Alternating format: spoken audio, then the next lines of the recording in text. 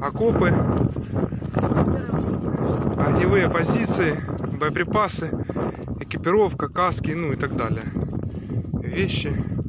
Так вот, к чему я веду? О том, что я говорил, что мы тут нашли. Та-дам! Стиральная машинка индезит! Индезит!